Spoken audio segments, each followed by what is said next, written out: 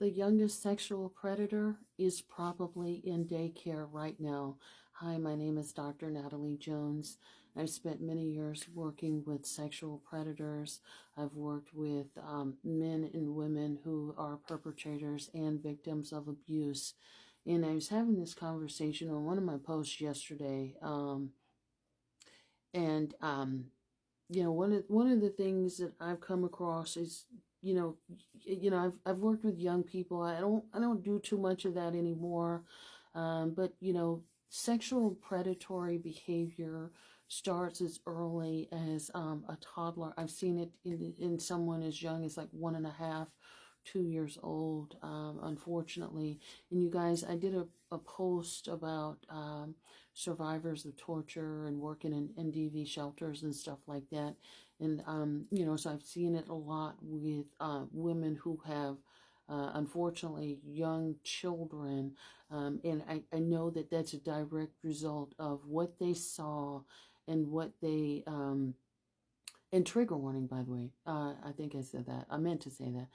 What they saw and what they experienced in an abusive home, unfortunately. And, sometimes these little kids, they get so volatile with other little kids that it would border on, we would have to, we may have to, remove you from the shelter because these kids are so violent and aggressive towards other children. I mean, you would see just all kinds of inappropriate behaviors. What I would see, I won't go into, because I don't want to trigger anybody too much.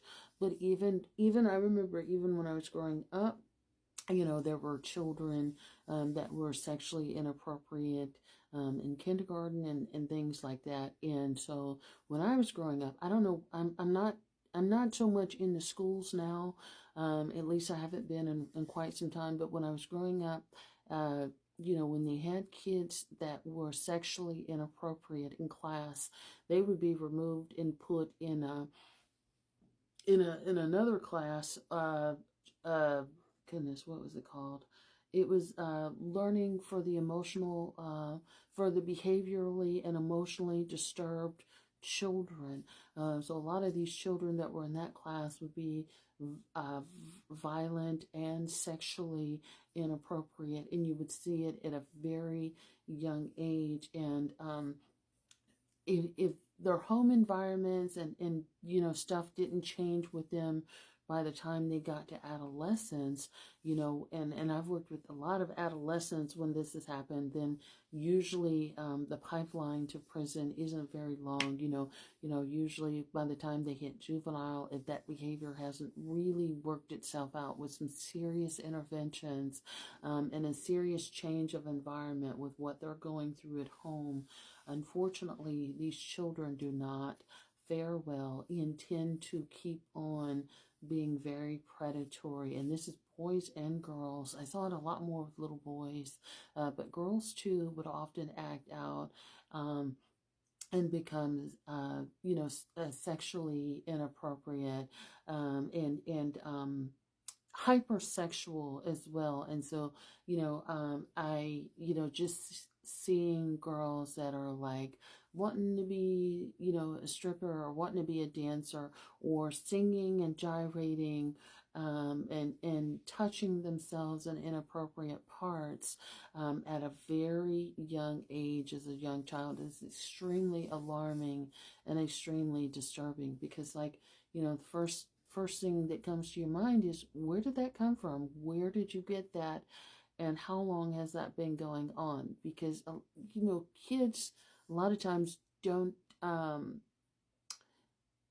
when they're doing stuff like that, they don't know that they're doing something wrong or inappropriate. It seems very natural to them.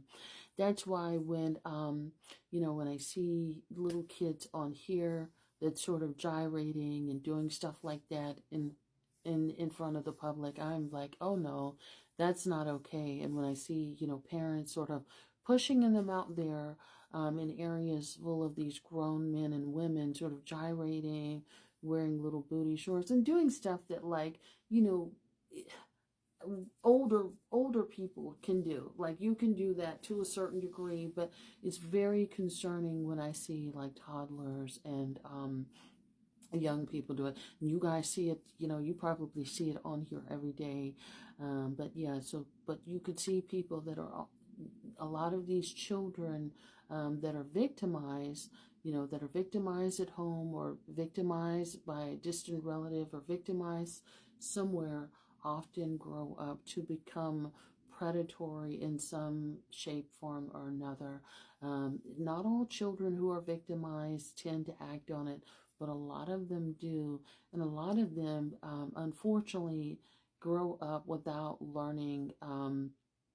If they're escalating to this phase, they grow up and go through life for a long time, if not their entire life, not knowing what safe platonic touch is, not knowing what consent is, unfortunately not knowing how to have relationships or friendships or connections without sex being involved. And so they seem to have this insatiable desire to have sex and stuff like that. And sometimes a lot of times, it's not necessarily that they are predatory towards one or the other, because, children can be aggressed against and often are aggressed against by both men and women. And so when they grow up to become predatory, they can also be criminals of opportunity, which means that anytime they get access to someone who is vulnerable, or unsuspecting or unable to defend themselves, they're going to take advantage of it. So be on the lookout for that, because a lot of times that can happen, where your child is aggressed against, even in a daycare. And so, I've known, over the years, there's been daycares that have gotten in trouble for that. You've seen it on the news, where a lot of things have been going on with children and adults within their daycare. But unfortunately, you can start to see predatory behavior as young as early as toddlers. All right, hard post. So I'm sorry if that triggered anybody. I didn't mean to, but like, follow, and share if this has been helpful.